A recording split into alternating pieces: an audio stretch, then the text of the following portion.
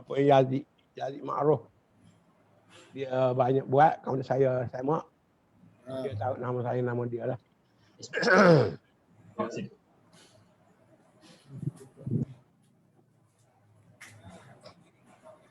Saya suka kalau Ustaz dapat buat satu buku autobiografi. Biar orang tulis, tak apa. Pengalaman hidup. Ini penting. Ada saya buat tapi tak terbit. Kena terbit lah. Supaya orang dapat fact. Saya buat pengalaman hidup saya dah buat. dengan pengalaman berdakwah saya. Betul tak? Saya dah buat. Bagus. Assalamualaikum Ustaz. Okey.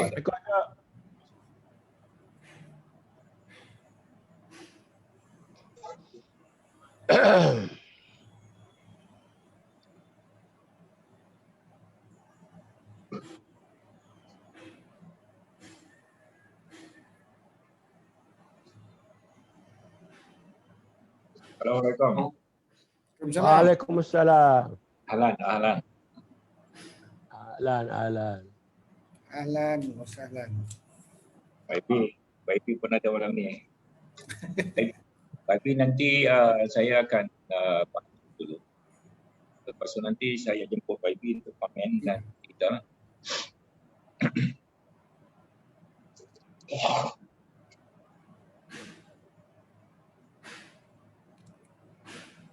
Saya baru kenal lah Tok ni. YB baru kenal ni. YB Zul Lazim baru ni kenal tak YB? Dia parti Bersatu.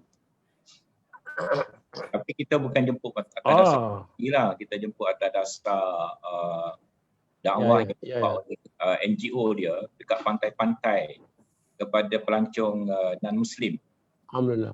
Dan ramai yang telah masuk Islam. Alhamdulillah. Jadi kita nak berkongsi pengalaman dengan dia lah. Dia ni insya-Allah jadi Habib An-Najjar Pulau Pinang lah. insya-Allah. Insya-Allah. Malam ni Datuk, kau dapat 2 ayat pun okey dah. Ayat ni hebat ni. Kita malam ni doktor, kita ulang balik ayat 28 29, lepas tu malam ni kita tumpu pada 2 ayat ni jelah. 3 ayat lah. Insya-Allah. 34 35.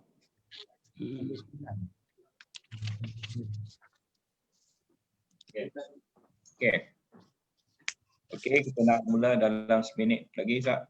Doktor. Insya-Allah.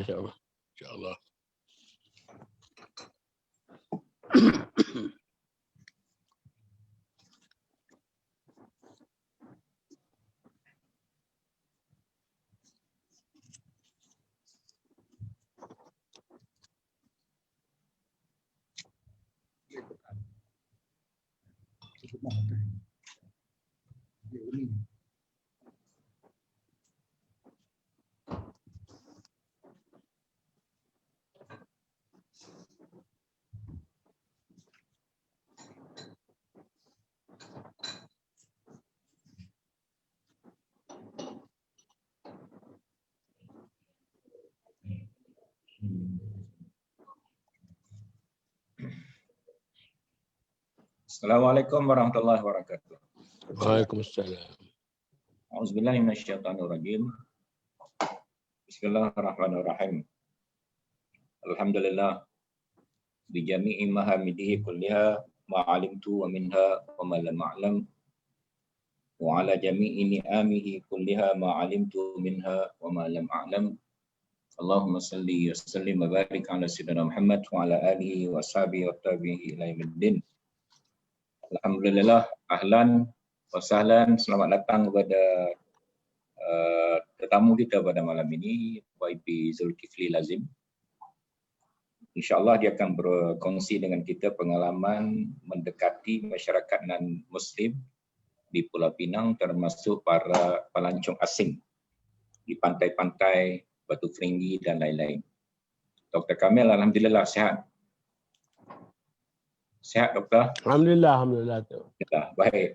Sihat. Alhamdulillah kita dapat sambung lagi dengan izin Allah pada malam ini untuk membincangkan ayat-ayat dalam surah Yasin, khususnya yang berkaitan dengan ikon dakwah yang ikhlas dan berdedikasi, iaitu An-Najjar ataupun rajulun min aqsal Madinah dalam surah Yasin ini, wa bizul. Ya. Kemudian masih dalam konteks ayat ini ya, kita ada tertinggal 2 ayat minggu lepas Dr. Kamil yang kita lupa untuk mengulas, iaitu ayat 28 dan 29. Wa ma anzalna ala qaumihi min ba'dihi min jundin minas sama wa ma kunna munzilin in kanat illa sayhatan wahidatan lahum khamidun. Maksudnya lebih kurang kami tidak menurunkan kepada kaumnya, kepada bangsa Habib An-Najjar ini selepas daripada kematiannya sebarang tentera daripada langit ya. Dan kami tidak perlu menurunkan. Mereka dibinasakan cukup dengan satu pekikan yang kuat. Dan serta mereka sebahagian besar atau bilangan yang besar mati ataupun meninggal dunia ataupun binasa. Jadi Dr. Kamil minta ulaskan lebih lanjut ayat ini. Kenapa Allah mengatakan tidak perlu turunnya tentera daripada langit untuk membinasakan kaum ini ataupun bangsa ini ataupun masyarakat di sini. Assalamualaikum warahmatullahi wabarakatuh. Pertama Datuk, baru ni dia cerita tentang orang masuk syurga. Apa ni? Udkhulul jannah, qila udkhulul jannah. Jadi tak tahu siapa-siapa masuk syurga. Sebab nak menggambarkan benda itu benda baik. Jadi Allah Ta'ala tak sebut siapa-siapa masuk syurga. Tetapi ayat ini Tuhan kata wa ma anzalna, kami tidak turunkan. Kenapa perkataan kami ini? Kami bagi Allah kerana memberi azab ini satu kerja yang hebat, kerja yang besar.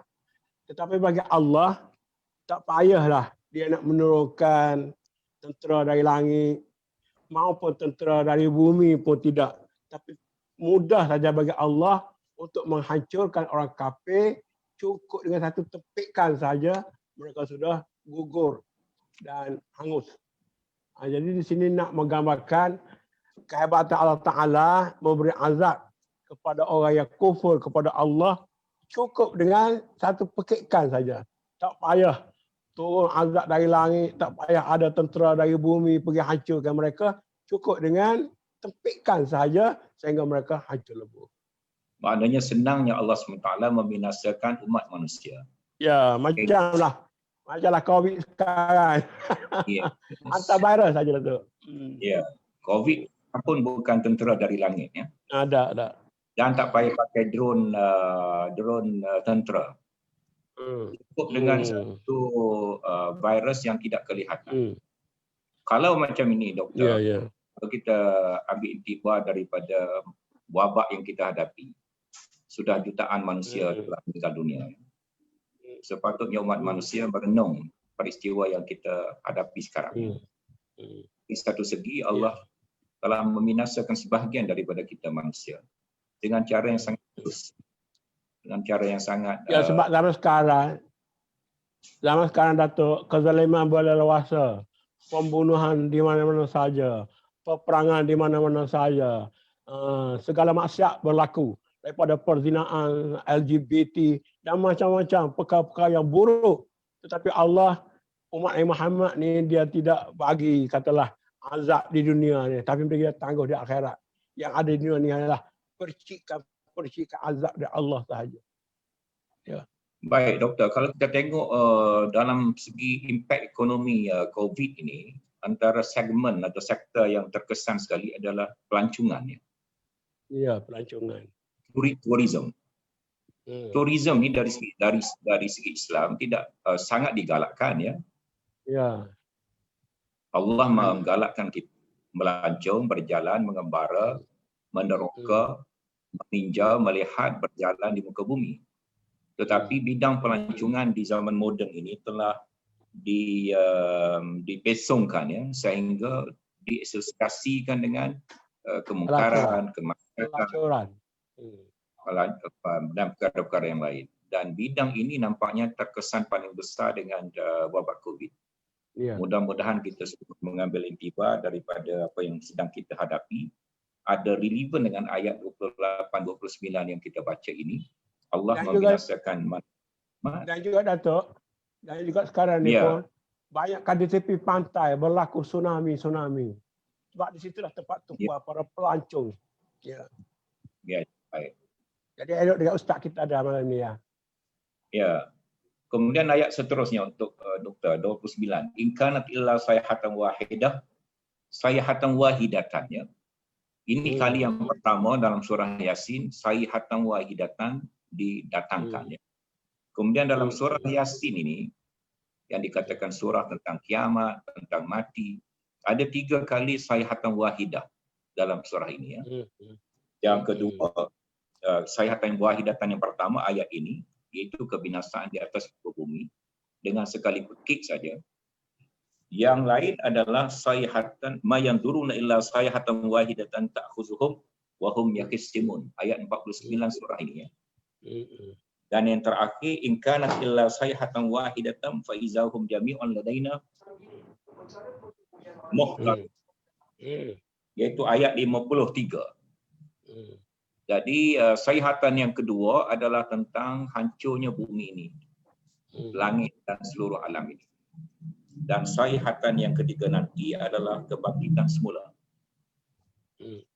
Kalau sayhatan yang pertama telah berlaku, boleh disaksikan oleh manusia, menerusi tinggalan sejarah dan segala macam bukti-bukti, maka mudahlah bagi sayhatan yang kedua pun berlaku. Kita kena timbang kemungkinan ataupun probability sayhatan wahidatan yang kedua berlaku dan kemudian sayhatan wahidatan yang ketiga berlaku, kerana semuanya ini adalah daripada Allah yang telah membuktikan sayhatan wahidatan yang pertama benar telah berlaku.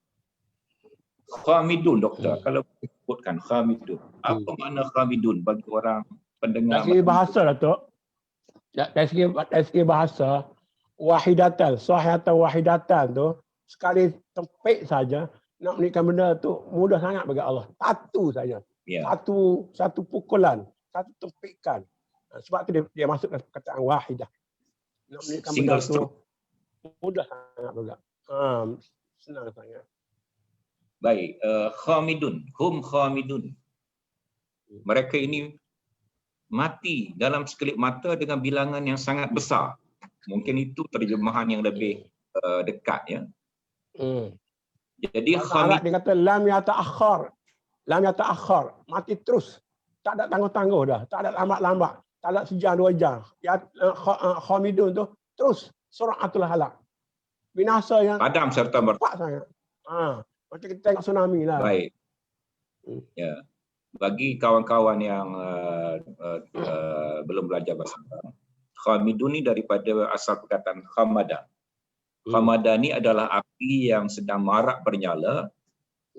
Tiba-tiba dalam sekelip mata, api yang tengah menyala tadi padam. Ya. Dan bilangan padam ini tidak tertentu, iaitu satu jumlah yang banyak. Baik. Masyarakat yang menentang. Nak tambah satu lagi, Datuk. Ya, sila. Yang api itu yang fizikalnya. Tapi Ya. api kemarahan Allah itu lebih cepat lagi menyebabkan Ya. mereka hancur lebur. Dalam tradisi budaya orang Arab, ruh ataupun nyawa ini disinonimkan dengan api yang sedang marak, ya. Dan bermakna kematian yang serta-merta dengan jumlah yang banyak berlaku kerana satu suara pekikan. Jadi ayat ini walaupun nampak ringkas, dia membawa mukjizat yang indah kalau kita perhatikan, ya. In kanat illa sayhatan wahidatan fa izahum khamidun. Bangsa yang tadinya gagah dan kuat, ekonominya maju, kuasa politiknya stabil, tenteranya ramai, rakyatnya hebat-hebat, dan mereka ni sangat angkuh menentang rasul-rasul yang diutuskan, peringatan yang diberikan, mesej-mesej keislaman yang sampai. Tiba-tiba bangsa yang tengah gagah itu hancur lenyap dalam sekelip mata. Baik, kita pergi pada Sekelip mata tadi digambarkan, Datuk. Sekelip mata Ya. tadi digambarkan dengan seperti padam ke api pelita kita saja. Ya. Dan seperti hidup ke api pelita kita saja. Mana-mana Itu- kita embuskan lilin. Begitu Itu saja. maksudnya. Itu yang saya nak minta tengah rasai ataupun nikmati ayat ini ya. Kenikmatan ayat ini ialah kerana kehebatan kematian itu ya. Baik, kalau kita kaitkan dengan sejarah, bilangan kematian ini mengikut sesetengah rekod adalah 260,000 daripada 400,000 keseluruhan penduduk negara berkenaan. Ini hanya saja tambahan ya. YB Zul. Ya. Ya. Betul, kita panggil YB malam ini untuk kongsi pengalaman YB menyampaikan mesej Islam kepada non-Muslim. Perkenalkan diri YB dulu, apa gerakan yang telah YB pernah lalui dalam tajuk kita ini dan apakah cara-cara untuk kita menyampaikan mesej Islam pada mereka. Sila. Terima kasih Datuk dan juga Doktor. Assalamualaikum warahmatullahi wabarakatuh. Saya Zulkifli bin Mat Lazim. Sekarang ni jadi yang berhormat, dulu bukan yang berhormat. Saya seorang peniaga tapi hidup di kalangan masyarakat Melayu di Pulau Pinang dan masyarakat yang bercampur. Jadi persekolahan saya juga, saya bersekolah di gereja iaitu St. George. St. George ni adalah sekolah gereja yang dibina oleh kerana masa itu orang Melayu memilih sekolah-sekolah yang mampu menawarkan pekerjaan. Jadi dipilihlah sekolah di sini. Di situ saya dibesarkan dalam gereja. Selalu saya ingat mak saya akan pesan ke sekolah, Zul, dia panggil tak panggil Zul, dia panggil John, jangan masuk gereja. Tapi bila besar ni saya rasa saya paling banyak masuk gereja. Sebelum Datuk Hisham jemput saya kemarin, saya panggil kawan-kawan saya daripada Jawatan Kuasa Karya Gereja Bali Pulau. Saya tanya tentang Habib Ibn Najjar ni, tentang Habib Carpenter. Apa pandangan mereka tentang Kristian? Dan mereka mengakui kisah ini memang ada di dalam Bible. Sebab saya tubuh persatuan ni, saya yang kata NGO Mai Ikut ni, persatuan ikut ni, At-Tabi'un lah, lebih kurang. Saya tubuh persatuan ni, saya dalam bentuk perkongsian. Jadi saya cari kawan-kawan saya yang non-Muslim untuk berkongsi ilmu dan menawarkan kepada mereka ini tentang kebaikan Islam. Itu kaedah awal. Kemudian saya berkongsi pengalaman hidup dan juga pengalaman kita Islam. Kita faham bahawa kita bincang tadi, ayat yang kita bincang tadi adalah ayat-ayat ujung Nabi di Mekah. Iaitu setelah Nabi juga kena lockdown selama 3 tahun oleh kumpulan kafir Quraisy di sana. Kita ni sekarang ni alhamdulillah lah boleh rasa lockdown sekali. Kita baru kena berapa bulan, Nabi kena 3 tahun. Tapi peluang Nabi di masa 3 tahun itu, ketika Nabi dibenarkan keluar di bulan-bulan haram perang, Nabi tak bagi peluang untuk perkara lain. Nabi berdakwah. Nabi tak pergi tengok dia punya pokok, dia punya rumah, dia punya apa. Tapi itu dia adalah salah satu motivasi kepada kita. Bahawa ayat ini diturunkan kepada Nabi di hujung ketika tekanan itu terlampau kuat. Jadi menyebabkan Nabi itu rasa terhibur. Ini adalah retorik Quran. Ustaz ada guna istilah sebelum ni, retorik Quran. Yang mana realitinya kita dapat rasa apabila kita buat perkara ini. Retorik Quran ni dia bawa kepada kita cerita-cerita yang susahnya orang dulu dan nikmat selepas itu. Dan apabila saya bercampur dengan kawan-kawan yang berdakwah di Pulau Pinang, semua merasai perkara yang kita sebut ni. Benda yang tak boleh cerita macam orang Pulau Pinang dia makan durian. Cerita kalau dia punya apa tu? Durian ni kalau kita cerita dari retorik dia, raja buah lah. Orang Arab kata dia tak makan, orang putih kata tak makan, tapi orang yang pernah makan dia kata sedap. Itulah retorik yang kita ada, tapi kita nak realiti dia, kita makan. Jadi kita yang buat, saya jumpa dengan para pendakwah yang ramai di Pulau Pinang ini, mereka agak bekerja rela hati, tanpa upah, malah mengeluarkan wang sendiri. Yang lebih signifikan dia ni dengan cerita ini dah mereka ini di kalangan orang yang baru beragama Islam. Majoritinya bukan orang asal Islam. Saya belajar berdakwah ni dengan orang ni. Apabila saya daripada kecil tengok bapak saya semua, jadi saya panggil kumpulan-kumpulan yang baru masuk Islam berkongsi ilmu di pasar ikan dengan saya. Berdiri di sana setiap hari Sabtu bagi ceramah sikit pasal apa dia masuk Islam Setelah setahun saya kutip maklumat dan saya tahu di mana dia punya turning point seorang Muslim Islam. Jadi saya mula di situ. Jadi perkongsian ini kita buat di sana. Jadi ayat-ayat Quran ini adalah pedoman pada mereka juga. Dan kita nak buktikan bahawa keyakinan atau iman kepada masyarakat ini. Saya bagi pengalaman saya pernah Islam ke orang, hari ini, 2 hari lagi dia bawa kawan dia masuk Islam. Jadi saya tanya dia, hujah apa yang dia guna, dia Fatihah pun tak apa lagi. Maka dia bercakaplah di situ bahawa dia percaya adanya Tuhan. Dan dia tak mahu Tuhan itu hanya pada dia. Dia mesti selamatkan semua dunia. Barulah saya perasan, iman ni di situ saya orang iman. Dulu saya tak berani berdakwah, saya takut. Takut orang tanya saya tak boleh jawab. Takut orang tanya saya tak boleh nak atasi, ataupun saya kata saya kurang ilmu. Baru saya faham bahawa iman ni bukan sekadar ilmu semata-mata, iman ni adalah keyakinan, kepercayaan, dan dia berani bawa sebab terlalu yakin. Kita tengok di sini Habib membuktikan dia seorang kampung, orang kampung luar bandar. Quran jelaskan dia jauh dari bandar, lari ke dalam bandar, ke orang yang bertamadun. Abang punya orang dengan orang kampung. Menyatakan bahawa ajak beriman kepada Allah. Sedangkan dia orang kampung. Dia, kita faham dari segi education. Orang kelas rendah. Kelas rendah. Education lawan elit. Tapi dia ada keyakinan. Keyakinan itulah yang katakan iman. Dia datang kepada orang bandar yang lebih elit, lebih mewah, lebih kaya, berpelajaran, menyatakan Allah Rabbi. Ataupun istilah-istilah begitulah yang dibawa. Inilah yang dikatakan iman.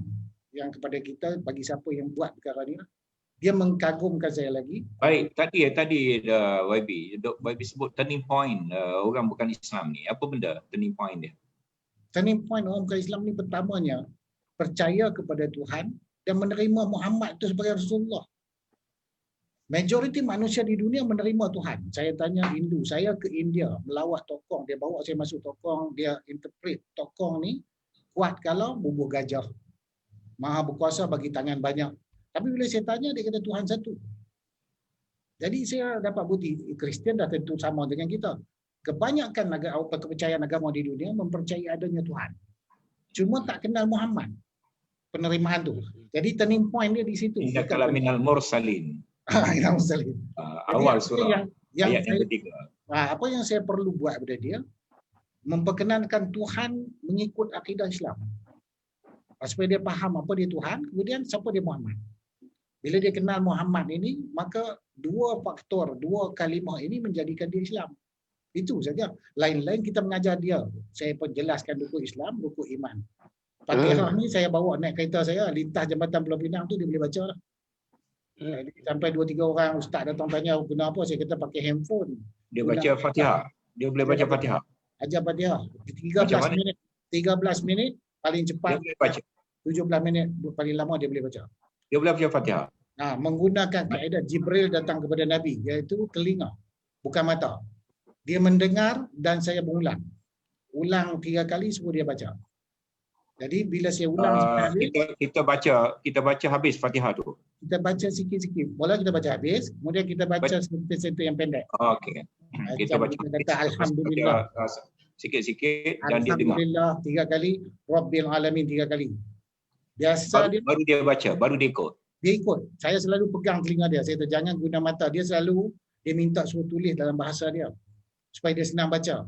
Saya mengambil pendekatan daripada Jibril datang kepada Nabi. Tak guna mata, guna telinga. Dipeluk Nabi, diulang benda tu. Iqra. Jadi kaedah ni punya berjaya. Semua yang kata tak boleh baca. Ini satu rahsia besar ni. Rahsia besar rakan-rakan kita di luar sana yang nak mengislamkan atau telah Islamkan rakan-rakan kita. Kita bincang tajuk ni dalam konteks surah Yasin yang melihat non-Muslim dengan penuh rahmat, dengan kasih sayang, Ar-Rahman, dengan sifat Allah sebagai Ar-Rahman. Iaitu kita nak mengislamkan mereka, nak menyelamatkan mereka di hari akhirat dan membebaskan mereka daripada neraka insya-Allah. Jadi kita bacakan Fatihah di telinga mereka, mereka mendengar dan kemudian diulang lagi, kemudian mereka boleh ikut dalam masa 15 hingga 17 minit. Ini yang bagi lagi satu keseronokan kepada yang baru Islam ni. Dia kata Islam susah. Tapi saya buktikan bahawa naik kereta saya lintas jambatan 13 minit, dia boleh baca. Ini menjadikan dia satu kebanggaan, dia ajak kawan-kawan dia lagi datang kepada saya melihatkan Islam ni mudah. Ini kelebihan Quran juga, iaitu Quran dia mendahulukan pendengaran daripada penglihatan. Ya. Ya. Kita lahir dulu pun kita dikamatkan belum daripada kita buka mata. Kita nak mati dalam keadaan sakarat pun diminta ajar la ilaha illallah Muhammadur Rasulullah walaupun mata kita sudah pejam. Dan dalam pengalaman saya bersama dengan non-Muslim yang memeluk Islam, dia lebih benar-benar yang praktikal. Ramai yang minta yang benda-benda praktikal. Benda praktikal sebagai contoh itu tadi bacaan Quran. Yang dia katakan Quran datang daripada langit bagi kepercayaan dia. Daripada Tuhan kepada Nabi yang susah bagi manusia. Saya buktikan 13 minit dia boleh baca. Satu. Yang kedua, kadang dia bertanya saya, boleh tak kalau kalau dia masuk Islam, mak dia nak makan babi, boleh tak dia belikan? Mak dia minta dia beli. Yang babi sebelum pergi pada tajuk tu saya nak tahu pengalaman dengan orang Cina Kerana orang Cina ni kita tengok dia sembahyang pagi-pagi tiap-tiap hari dan sembahyang hari-hari untuk roh nenek moyang mereka roh nenek moyang mereka. Jadi adakah dalam ajaran Islam ni kita akan mendoakan ibu bapa kita ini berguna untuk berdakwah pada mereka? Ya, memang dia suka kepada kita yang banyak menjaga ibu bapa dan juga selepas mati kita masih lagi mendoakan. Sebab masyarakat Cina ni dia sebenarnya sekarang ni dia banyak mengikuti kita dan sekarang ni dia panggil tarikh hari-hari mengunjungi kubur. Menjadi popular semula sekarang. Dulu tak popular. Nenek moyang mereka dulu tak popular. Apabila melihat orang Islam banyak menziarahi kubur, dia telah mengambil ini sebagai salah satu daripada amalan dia. Tiap tahun dia akan kunjung. Termasuk yang Kristian. Dulu dia tak peduli bab kubur. Sekarang dia ambil berat bab kubur. Sebab dia melihat pada kita. Dan contoh-contoh yang kita bawa ni, dakwah bilhal ni, adalah satu kaedah yang paling berkesan dalam berdakwah. Jadi kalau kita tengok sepanjang kita berbincang dalam surah Yasin ni, adalah surah yang bagi semangat, bagi kenikmatan pada pendakwah. Macam saya kata retorik yang kita dapat ni, bila kita amal, rupanya boleh sedapnya. Indah duduk dalam tu. Yang kata tekanan-tekanan tu, memang keindahan. Keindahan. Kenikmatan. Kita suka benda-benda tu. Jadi kecaman-kecaman tu kita boleh jawab balik. Dr. Kamil ada nak tanya, YB Zul. Saya rasa cukup gembira lah. Terlalu praktikal, terlalu mudah dan boleh diikuti oleh siapa saja. Terutama jiran-jiran yang ada kiri kanan kita. Kita saja tak menunaikan tanggungjawab ini. Baik. Dia macam ni Ustaz. Saya bila orang nak masuk Islam, setiap kali saya tak akan syahadah dia, saya minta orang yang baru yang saya kenal, orang yang dah Islam ni, tolong syahadah. Supaya ada pengalaman dia. Sekarang ni semua orang Islam tak berani nak Islam ke orang sebab dia kata dia takut. Macam dulu-dulu saya ingat, kalau dalam kampung ada satu orang boleh sembelih ayam. Sebab semua orang kampung tak yakin dia tu cukup baik untuk sembelih ayam. Atau cukup beriman untuk sembelih ayam. Dia minta lah orang kampung yang paling baik ni sembelih ayam. Hilang dia ayam dia sepaha untuk kawan dia yang sembelih tu. Jadi, tapi kalau dia dah mula sembelih ayam, dia akan berani sembelih ayam. Apa tu sekarang kita buat kerusu di masjid-masjid sembelih ayam, sembelih kami supaya berani. Jadi saya sekarang ni saya ingat beratus kawan-kawan saya ni, saya akan minta dia yang syahadah. Supaya lain kali dia jumpa jangan tak perlu jumpa saya, terus syahadah. Sebab dia tak ada pengalaman dia kata sebelum ni. Satu lagi YB. Ya. Orang takut nak semayang jenazah, nak mandikan jenazah. Padahal patutnya jenazah ni dimandikan oleh anak-anak menantu orang yang rapat. Nabi pun tidak sahabat-sahabat besar mandikan dia, cukup dengan anak-anak bersaudara dia, pupu dia saja. Ya, betul. Tapi kena bagi biasalah. Mana kata kena bagi ruang dan dia ada kehendak sendiri. Samalah berdakwah ni, dia ada kehendak dia dan dia kena lakukan. Dan alhamdulillah di Pulau Pinang ni ada lebih kurang 18 NGO yang paling aktif berdakwah pada non-Muslim. Saya salah satu yang kecil lah. Kami tadi YB Zul ada sebut tentang Kristian, orang Buddha. Apa hal dengan etis? Ada pengalaman Islamkan orang etis? Ada pengalaman etis. Etis ni dia sebenarnya itulah manusia ni percaya Tuhan. Etis ni pun dia percaya Tuhan, cuma dia nak menafi. Dia kata ingkar dalam Al-Quran ni. Memang kita nampak dia ingkar, dia menolak dengan sengaja. Sebab tu dalam Quran dia tak guna dia keyakinan penuh tak ada Tuhan. Dalam Quran semua ayat berkaitan dengan etis ni adalah zan ataupun za'am. Iaitu dia persangkaan tidak adanya Tuhan. Padahal dalam hati kecil dia ada. Biasa dia kita akan bawa kita akan berkawan dengan dia. Yang penting dia kena kawan. 99% yang masuk Islam di tangan saya dengan kawan ni, alasan dia pernah kenal orang Islam. Pernah berkawan, duduk sekampung, bersekolah sekali. Bila Baik. dia Saya, dalam hal ni saya nak tarik perhatian penonton pada satu orang Jepun yang masuk Islam. Nama dia Ahmad Maino. Dia ni sekarang ni jadi imam di Tokyo. Ahmad Maino ni dia masuk Islam umur 18 tahun. Cerita dia pergi ke Australia jadi anak angkat. Kebetulan bapa angkat dia ni orang Islam. Dan bapa angkat dia ni berperangai baik, dilayan dengan yang baik dan terbuka dengan dia. Dan bila dia nak balik, berikan satu Quran terjemahan dalam bahasa Inggeris. Dan kata Ahmad Maino, orang Jepun ni suka membaca. Dia baca Quran tu dan dia telah mendapat jawapan yang dia cari sejak umur dia 14 tahun. Aku ni datang ke dunia untuk apa? Ke mana aku akan pergi? Dan apa tugas aku di dunia ini? Dari mana aku datang? 3 soalan ini ada dalam hati dia sejak umur 14 tahun. Bila dia baca Quran, dia jumpa jawapan itu dan sekarang dia jadi imam di Tokyo. Bayangkan kalau 100 tahun lagi, 1/5 orang Jepun masuk Islam. Dengan intellectuality mereka, dengan kemahiran mereka, dengan budaya mereka, dengan kebersihan mereka. Saya ada satu kisah, Ustaz. Ada seorang wanita Jepun, dia minta Quran tapi melalui telefon. Jadi saya pun tanya Quran Jepun ni, Quran terjemahan Jepun dengan buku kisah-kisah Islam dalam bahasa Jepun. Jadi saya minta ada satu orang datang letak dalam post box saya pun kirim kepada dia. 2 minggu selepas tu dia hantar gambar dia masuk Islam. Alhamdulillah. Jadi saya nak beritahu penonton kita, buatlah sesuatu untuk kita sampaikan mesej Islam selepas kita baca surah Yasin. Jangan baca surah Yasin ingat mati saja.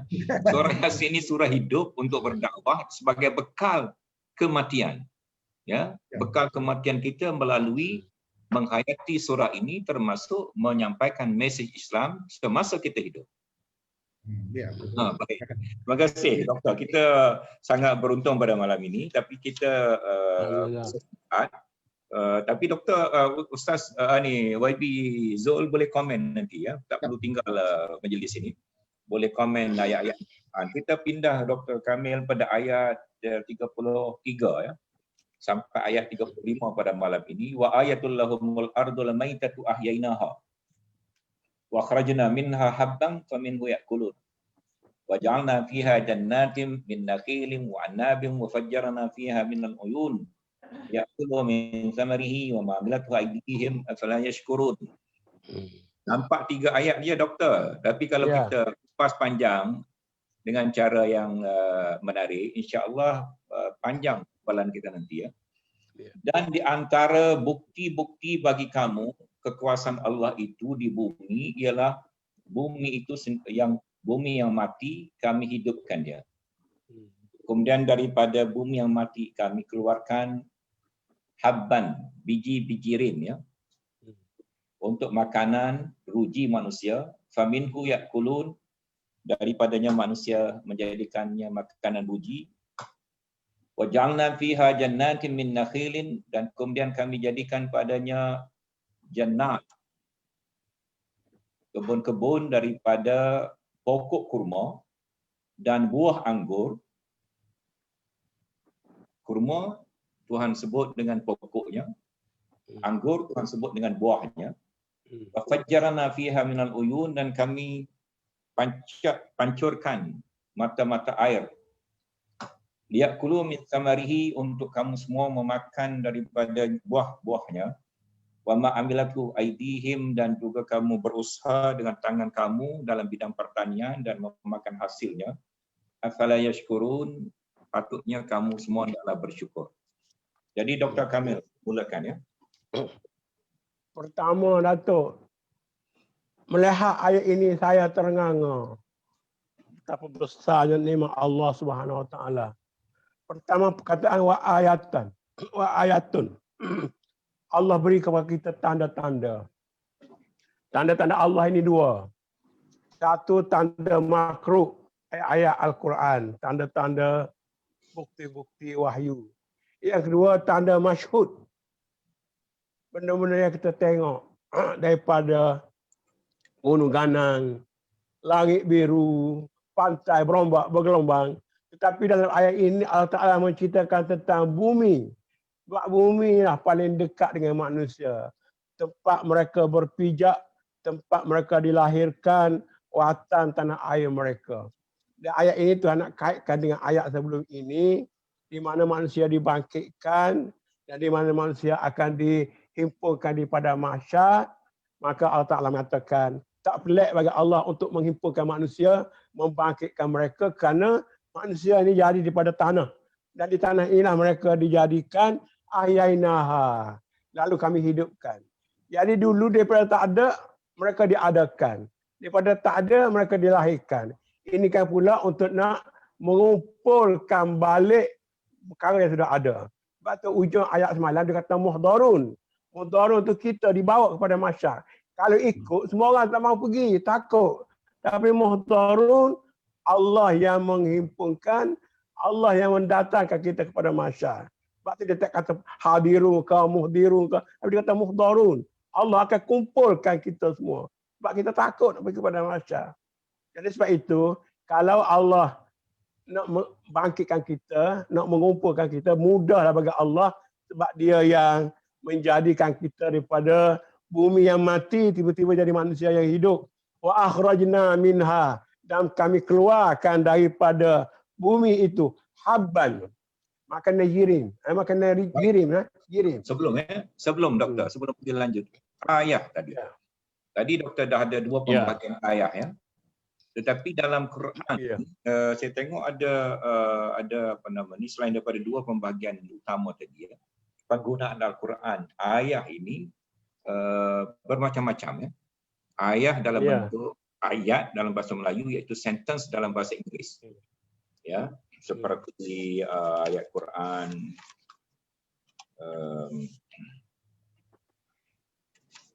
kita ambil dua Datuk. ya. Ayah liqaumi yasmaun, ayat-ayat untuk mereka yang mendengar.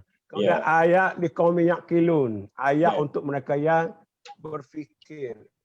Jadi ayat-ayat yang ada ini boleh melalui pendengaran, boleh melalui berfikir, dan boleh juga melalui penglihatan dan sebagainya. Baik, ayat ni di dalam Quran juga bermakna bukti ya. Bukti, bukan saja sentence tetapi bukti. Macam ayat inilah, ayat yang doktor sebut tadi sebagai bukti yang dekat dengan kita. Bukti yang dekat dengan kita dalam ayat ini bumi, kemudian bumi yang gersang jadi kebun, kemudian buah-buahan dan makan makanan kita yang kita makan setiap hari yang perlu pada kita. Ini adalah bukti-bukti kekuasaan Allah. Kemudian tanda-tanda ya. Tanda-tanda. Misal kata dalam surah Maryam, Nabi Zakaria ya. Qala rabbi ij'alni ayah. Qala ayatuka ya. Quran juga menggunakan ayat sebagai tanda-tanda. Apakah tanda isteri saya telah mengandung padahal dia sebelum ini adalah apa nama ni tak boleh mengandung ni apa dia? Mandul ya, mandul. Jadi kemudian ayat ini juga kalau saya tengok dalam Quran dia gunakan untuk peristiwa yang besar yang berlaku kepada para pengikut nabi-nabi yang menentang, macam dalam surah Syuara ayat 67 apabila Fir'aun binasakan, Allah mengatakan inna fi zalika laayah ya, pada perkara peristiwa tersebut ada ayat, ada peristiwa besar yang patut menjadi pelajaran. Jadi kesimpulannya boleh doktor kita katakan ayat dalam Quran ini adalah selain daripada sentence ialah perkara-perkara besar yang patut menjadi perhatian manusia. Kata ayat saya sebut, sanurihim ayatuna fil afaq. Kami akan perlihatkan kepada kamu tanda-tanda kebesaran Allah Ta'ala dalam horizon yang luas. wa fi anfusihim, dan dalam diri kamu, dan diri kita juga, dengan denyut nadi, dengan darah, dengan segala-gala lah, tulang temulang, daging, saraf dan sebagainya, memberi juga ayah kebesaran Allah Subhanahu Wa Taala. Jadi paling jauh fil afaq, paling dekat dalam diri kita. Hatta yatabayyana annahu al-haq, sehingga jelaslah bagi mereka itulah Tuhan yang Maha Benar, al-haq. Jadi untuk rakan-rakan kita, bila kita orang Islam ni, kita orang Islam, sikap kita bila jumpa bukti-bukti kebesaran Allah, tanda-tanda kebesaran Allah, petunjuk-petunjuk kebesaran Allah dan ayat-ayat Allah, sikap kita sama seperti ayat 20 surah Al-Fatah. Walitakuna ayatan lil mu'minin wa yahdiyakum siratan mustaqima. Ya, kita mencari petunjuk daripada ayat tersebut dan Allah akan memberikan kita hidayah, dan tidak boleh menjadi seperti orang bukan Islam, bima kafaru wattakhazu ayati wa rusuli huzwa. Surah Al-Kahfi ayat 106, iaitu kita mempermainkan ayat-ayat Allah dan mengambil enteng padanya, tidak memandang berat dan take for granted, dan begitu juga dengan sikap kita pada para nabi. Saya minta sikit masuk. Sila. Dalam amalan berdakwah ni, kalau kita gunakan keterangan-keterangan, dalil-dalil ni, kita tak merujuk hanya kepada buku kitab ni saja. Kita kena buktikan yang praktikal yang saya kata tadi. Ini juga boleh dianggap sebagai ayat-ayat Allah. Semua apa yang ada di bumi ini adalah ayat Allah. Istilah ayat digunakan oleh Allah di sini sebagai dalil, sebagai bukti, dan kita kalau nak jadi pendakwah kena mengambil seluruh apa yang ada sebagai bukti. Dan dia memberi maklumat baik kepada semua orang Islam yang merujuk kepada Yasin ini, supaya mudahnya dia untuk memberi bukti kepada orang. Bukti itu telah dijelaskan oleh Allah melalui keterangan yang cukup banyak, digunakan istilah ayat setengah-setengah tempat itu. Dan inilah tanggungjawab kita sebagai orang Islam untuk kita sampaikan bukti-bukti ini. Kadang bukti kerana lapar saja. Kita katakan dia kalau lapar anak kita lapar, boleh kita terima, tak boleh terima. Kita kena bantu, kita kena tolong, kita kena berdoa. Saya ada satu masuk Islam dengan saya, kena berdoa. Anak dia tak mau dengar kata. Dia kata semua gereja kuil dia dah pergi, masjid belum pergi. Saya tanya dia berdoa dengan siapa? Saya kata ada satu Tuhan dalam dunia. Tuhan yang didoa tu, kadang saya minta doa pun tak dapat. Sebab tu saya kata kadang saya tak sihat, dia lebih sihat. Jadi malam tu tiba-tiba anaknya jadi baik dengan saya. Datang ke rumah saya dan syahadahlah 3 beranak ni di rumah saya. Saya nak bukti, kata lapar, jaga anak, bukti, doa untuk kebaikan anak. Gunakan semua sekali boleh digunakan. Semua adalah ayat-ayat Allah. Walaupun virus sekalipun adalah ayat Allah. Virus pun ayat Allah. Virus ni bukan ayat Allah. Baik. Datuk, saya takut tertinggal, Datuk. Cerita kita ni, Rasul dibunuh, Habib An-Najjar, kemudian kaum yang tak dengar dihancurkan. Semua ni kalau kita balik berputar pada tentang tauhid. Yang masuk syurga, yang kena hancur, yang Rasul dibunuh, semuanya berputar pada tauhid. Dan sebab itulah penekanan soal tauhid lah paling utama. Soal patut tak sembahyang, tak puasa tu kedua, ketiga. Yang penting macam Ustaz buat tu, syahadahkan dulu dengan la ilaha illallah Muhammadur Rasulullah, kemudian kita kiralah yang belakang. Anak cucu dia esok jadi orang baik lah. Jangan nak kiralah nak potong itu, nak potong ini, nak kerak itu. Jangan besarkan benda tu. Saya pun Ustaz selalu bila masuk Islam ni, saya ada 2 benda Ustaz. Selalu bila saya baca rukun Islam, rukun yang kena buat, maklumat yang kita kena buat. Ucap 2 kalimah syahadah, sembahyang, puasa, zakat, haji, semua ni kena buat peraturan. Yang rukun iman tu percaya saja. Yang kena buat ni 2 saja yang kena baca, saya kata. Fatihah dan tahiyat. Yang lain buat saja niat. Jadi saya kata baca ni. Jadi kita mengajar. Kalau dia baca lebih banyak, dia pakai mengajar saya pula. Sebab itu saya bagi semangat pada dia yang masuk Islam ni. Jadi itu saya ajar dia Fatihah, tahiyat lagi mudah. Sebab dalam tu ada syahadah. Jadi mudah saya mengajar tu, dan dia pun rasa mudahnya sembahyang ni. Boleh baca 2 saja, ataupun zakat tak payah baca, haji tak perlu baca wajib. Dalam sembahyang saja. Itu kita minta lah suruh dia buat. Sebab dia bangga dengan keadaan. Haji lagi mudah, haji tak payah baca apa. Baca jadi tak payah baca. Dia dalam amalan Jalan 5, je, jalan kaki. dia kena baca dalam Fatihah dan tahiyat untuk semayang saja. Yang lain dia tak perlu baca, niat saja. Buatlah. Okey. Dr. Kamil, Ya. habban wa akhrajna minha habban faminhu yakulun. Ya. Habban ni apa dia? Abang ni merujuk kepada biji-bijian.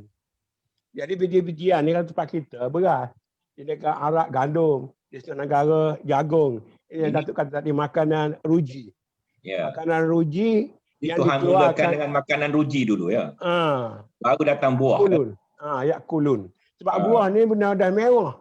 Terutama sekali buah-buah yang disebut dalam Quran tu, buah-buah yang sedap. Anggur di tempat lain buah zaitun, di tempat lain lagi buah macam-macam buah yang Buah delima, delima, rumman.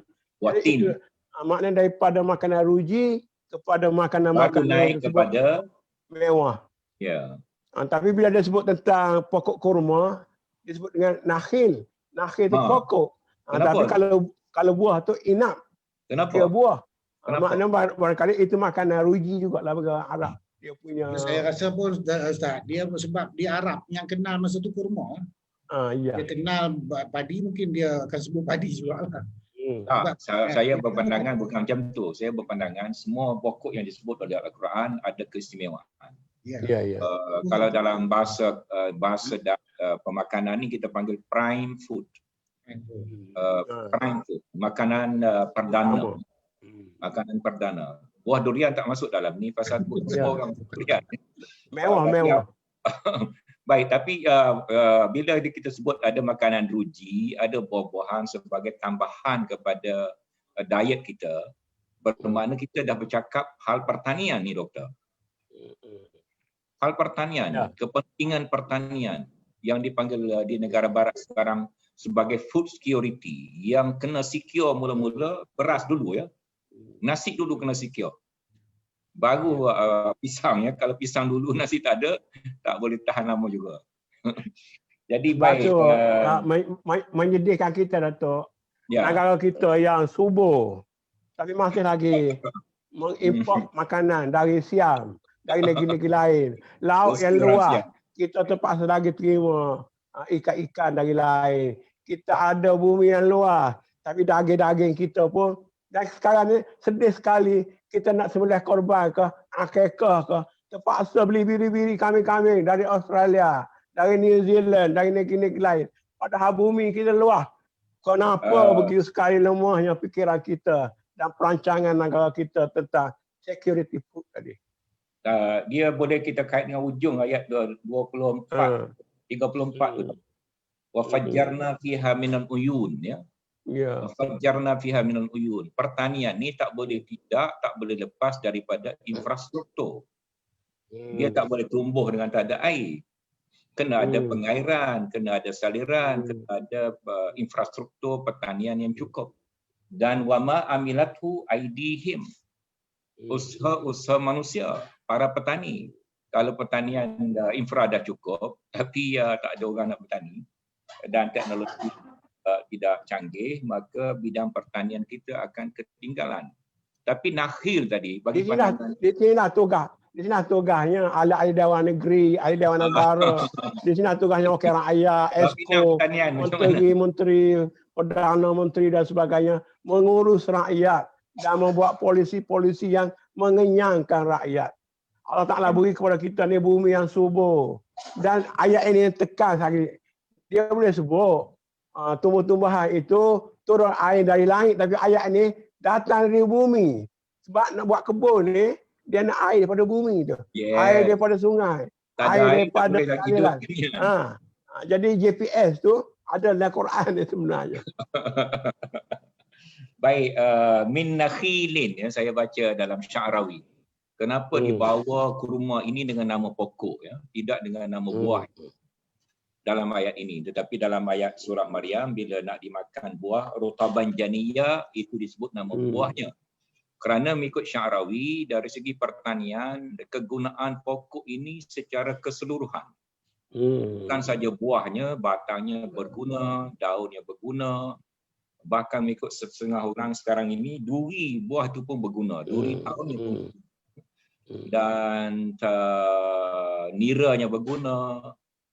Kalau kita pergi negara Arab, di Yaman khususnya, mereka ambil bunga tamar jantan ini dijadikan sebagai satu bahan perubatan yang sangat mahal harga. Jadi segala perkara mengenai dengan tamar ini berguna daripada akar sampai ujung pokoknya. Tetapi dalam masalah anggur, dia tekankan buahnya ya. Dan satu lagi doktor, wa'nabin ni dia jamak ke apa namanya plural, apa namanya singular? Inab. A'nab. A'nab plural. Inab tu singular. Baik.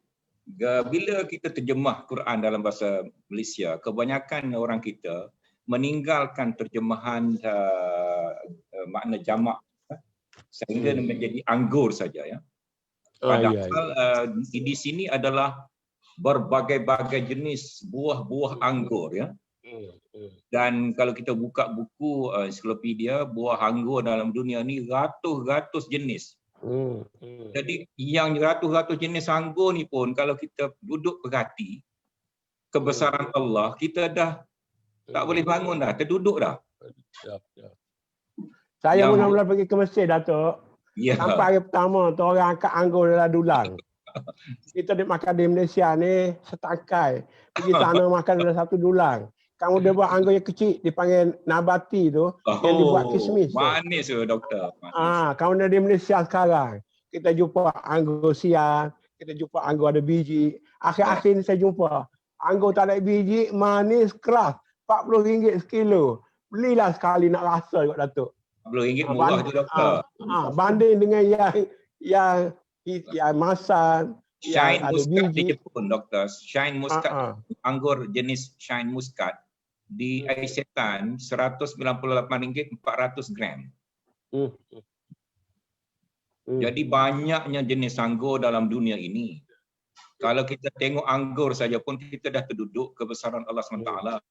Menciptakan bukan satu jenis, beratus-ratus jenis dengan macam-macam rasa dan warna dan macam-macam lebat cara buah dia dan sebagainya. Ini yang menundukkan kita dengan kebesaran Allah.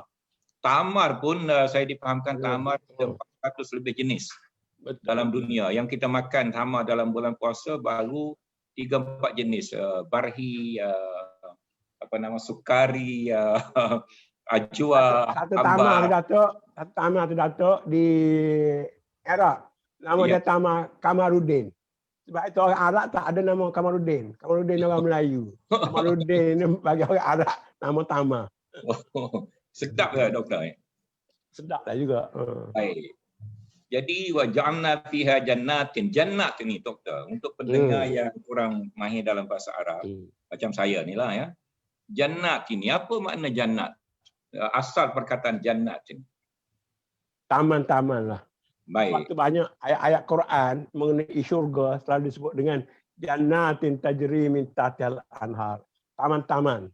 Saya nak cerita sekarang ni, bila orang Arab yang duduk di padang pasir, dia datang ke Pulau Kapas. Dia cerita kat saya, budak Iraq. Ya Ustaz, jannat pi Malaysia, jannat. Dia tengok Pulau Kapas, dia kata jannat. Tajri min tahtihal anhar. Macam gambar Al-Quran.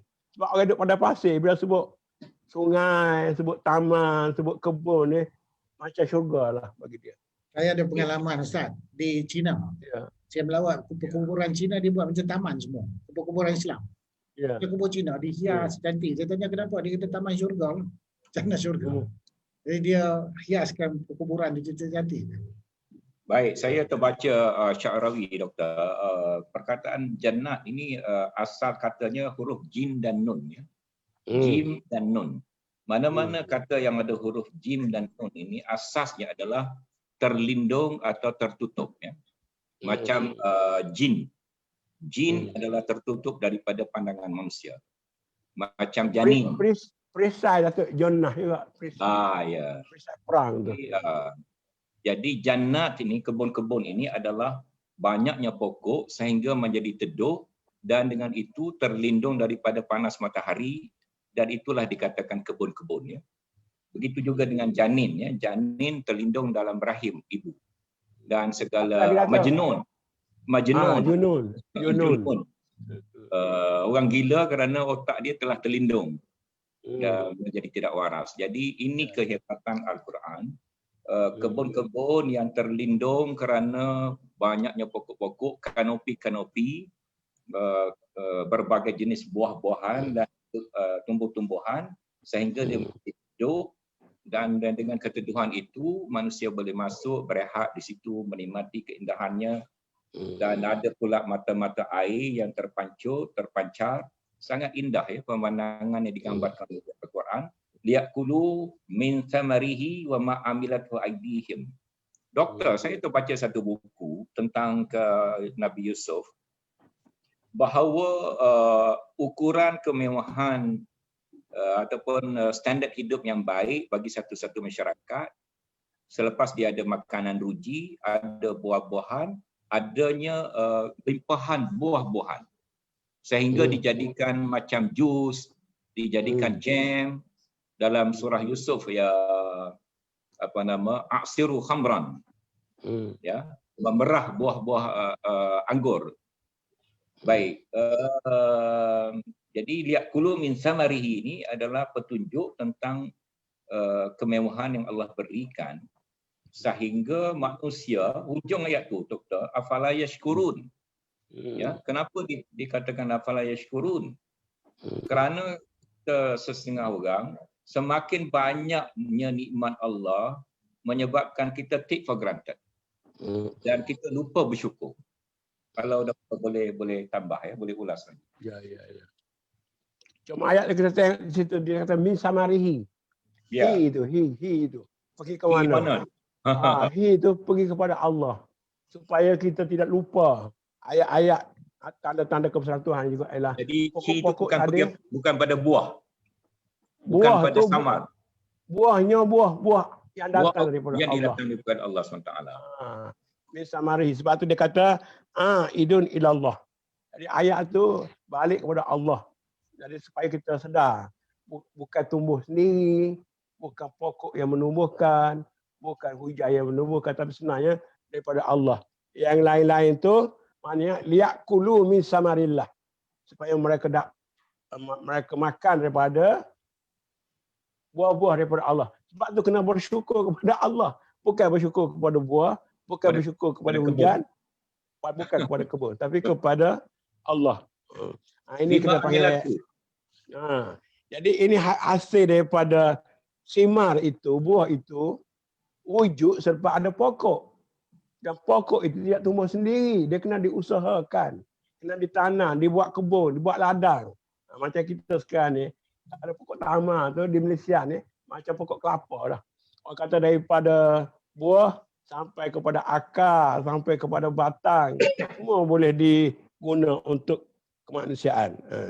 Jadi ini pun berita gembira kepada para petani, penternak yang terlibat dalam bidang pengeluaran makanan, pertanian. Wa ma amilatu aydihim, kerana Allah meminta mereka melaksanakan kerja-kerja pertanian dan mereka mendapat hasil daripada pertanian tersebut, dan akhirnya mereka bersyukur, mereka dapat pula pahala bersyukur. Jadi ayat ini selain daripada kebesaran nikmat-nikmat Allah yang dekat, adalah juga mengenai dengan pertanian macam kita bincang tadi. Masa saya jumpa Tok Guru ya, Tok Guru Ni Aziz, pengalaman saya YB Zone, dekat hayat-hayat dia terakhir dalam 2-3-4 bulan sebelum dia meninggal, ya, saya melawat hari di katil hospital dia, dan dia telah bawa saya kepada ayat dalam surah afala yanzuru ila ta'amihi, ya. Doktor kami ayat mana? Ya. Anna sababnal ma'a sabba wa syaqqaqnal arda syaqqa. Itu Guru Ni Aziz tarik perhatian saya pada ayat ini dan dia kupas ayat ini, ya. Iaitu kita ni walaupun kita makan tiap-tiap hari, minum tiap-tiap hari, makan buah, makan nasi biryani, makan roti canai, makan mi, makan ketam, makan udang, makan ikan semilang, makan ikan keli, makan ayam, makan apa, kita jarang memerhatikan makanan. Ya. kita tak observe makanan kita. Duduk kat meja, bismillah, terus makan ya. Sudah alhamdulillah habis. Tapi saya tengok di setengah budaya, khususnya orang Jepun, dia nak makan tu dia perhati dulu makanan dia. Dia renung balik ya. Makanan ini daripada mana, siapa yang hasilkan, berapa susah nak hasilkan, berapa lama kambing dibesarkan, berapa lama lembu dibesarkan, berapa ekor lembu telah disembelih hari ini di seluruh dunia, macam mana lembu ini boleh ada tiap-tiap hari, kambing ada tiap-tiap hari, ayam, telur, itik ada cukup setiap hari, manusia ada berapa bilion di muka bumi ini. Jadi pemerhatian terhadap makanan ini adalah salah satu daripada anjuran ataupun ajakan ayat-ayat ini ya. Tolong perhatikan makanan kita, tolong tengok makanan kita. Daripada situlah kita akan rasa peluang untuk bersyukur. Fala yashkurun ya. Jadi kita dah tak lama dah. Sikit kata. Sila. Wa fajarna. Farjana tu merujuk pada Tuhan. Sebab yang melahirkan apa mata air dan sebagainya daripada Tuhan. Bukan kita jadikan air itu. Kemudian liakulu misamarihi, ada buah-buahan tu macam inak, anggur tu kita makan. Tapi kalau wama amilathu aidihim tu macam berah tu. Kena masak, kena buat macam-macam makanan lah tu. Jadi nasi arak, jadi nasi biryani, jadi nasi tu amilathu aidihim tu. Jadi ada yang makan terus dari pokok, ada yang kena naik ke dapur dulu, ada yang pergi restoran dulu. Jadi akhirnya afala yashkurun. Ada syukran ataupun nikmatan atas. Tadi doktor ada sebut GPS yang bukanlah kita kata GPS secara direct ya. Tetapi wa fajarna fiha minal uyun ni saya terbaca satu kupasan, iaitu bila ada huruf kitab na tadi selain daripada maknanya adalah Allah sangat berkuasa sehingga kata jamak itu digunakan, tetapi pada masa yang sama ada juga pihak lain yang terlibat. Jadi katakan sekarang ini saya tengok di Indonesia ada satu tempat dia ada tebang hutan ya. Habis hutan kampung tu ditebang kerana ambil bala. Akhirnya air sungai dan mata air di kampung tu termasuk air bawah tanah dia kering. Dulu kampung tu boleh tanam padi, tapi padi dah tak menjadi. Satu pakcik ni doktor, saya tak ingat nama dia, satu pakcik, tapi boleh Google dalam YouTube. Satu pakcik ni dia telah menanam sendiri, dia usaha. Dia lepas pada dia berkebun, dia ambil pokok-pokok, anak-anak pokok banyan, dia tanam di hutan yang telah ditebang tadi. Dan akhirnya selepas 20 tahun lebih, sekarang ini mata air dan air sungai di kampung dia tu memancut macam masal. Jadi saya nak cerita kalau orang kampung satu orang ada kesedaran untuk menjaga sumber air bagi pertanian. Kita di Malaysia ni harap sama-sama mengambil perhatian terhadap semua sumber-sumber air kita. Baik di bukit, Saya tiap kali naik kapal terbang. Naik kapal terbang ni naik kapal terbang Firefly ke Malindo ke. Tengok air Sungai Kelantan macam air susu. Nak menangis lah tu, nak menangis. Nak buat macam mana tu. Tak ada ke otak-otak yang boleh berfikir nak menjernihkan air lah tu. Harap semua dapat ambil perhatian terhadap apa yang telah kita bincangkan demi kebaikan kita dunia dan hari akhirat. Kita dah tinggal seminit. Doa YB Zul kalau nak campur, nak conclude. Ya, sila. Terima kasih. Saya ucap terima kasih kepada Dr. Hisham dan juga kepada Ustaz yang beri peluang kepada saya. Sebenarnya saya ingin berkongsi pengalaman saya kepada ramai orang yang boleh. Sebab saya dah dakwah ni kembali seperti mana zaman Nabi-Nabi. Sehinggalah Nabi Rasulullah SAW, di mana semua orang digalakkan untuk menyampaikan Islam ini. Bukan sekadar sebagai kosmetik semata-mata, tapi dia hendaklah sampai dan diterjemahkan dengan orang ini menerima Islam dan Allah itu sebagai Tuhan dia. Itulah sebaik-baiknya. Perkongsian ini saya harap kalau dikongsikan lebih ramai orang, dan mereka menjadi para da'i, dan da'i itu melahirkan saudara lebih baru, lebih ramai saudara baru Saya rasa bangga dan seronok dan saya ucap terima kasih kepada pihak Datuk Syam dan Ustaz yang beri peluang dan sekian. Terima kasih. Terima kasih banyak. Semoga Allah memberkati kita semua, rakan-rakan kita di luar sana bertambah ke semangat untuk menyampaikan mesej Islam, balighu anni walau ayat, walaupun satu ayat ya daripada Nabi kita sallallahu daripada Al-Quran. Dan Al-Quran yang kita kupas adalah untuk menjadi modal kepada kita untuk mendekati masyarakat bukan Islam. Kerana dalam Al-Quran pada ayat yang lain, kalau kamu bacakan saja pada ayat Quran ni pada orang Kristian, mereka akan menangis ya. Tapi malam ini kita tak sempat nak kupas lebih panjang, kita dah lebih 1 minit. Terima kasih Dr. Kamil. InsyaAllah sihat walafiat. Minggu depan kita jumpa lagi dengan harian seterusnya. Dan minggu depan kita ada tetamu lain, Wabi Zul. Itu Dr. Fauzi Zakaria, seorang pensyarah dalam bidang ekosistem dan marine, air mengenai dengan pengairan, air laut dan juga bidang pemahiran yang lain. Kerana minggu depan kita akan masuk pada ayat-ayat lebih saintifik. Saya tak ada kemampuan untuk mengupas. Subhanallazi khalaqal azwaja kullaha, iaitu berpasang-pasangan, pairing. Dalam Quran disebut bahawa Allah menjadikan segala benda di muka bumi ini berpasang-pasangan, dan ini adalah satu lagi sign ataupun bukti ataupun tanda kebesaran Allah SWT, dan ini mungkin luas sikit di bidang kemahiran kita. Kita akan jemput Dr. Fauzi Zakaria untuk sama-sama berkongsi pada minggu depan. Terima kasih semua. Aku qauli hadza wa astaghfirullahalazim li wa lakum. Assalamualaikum warahmatullahi wabarakatuh. Waalaikumsalam.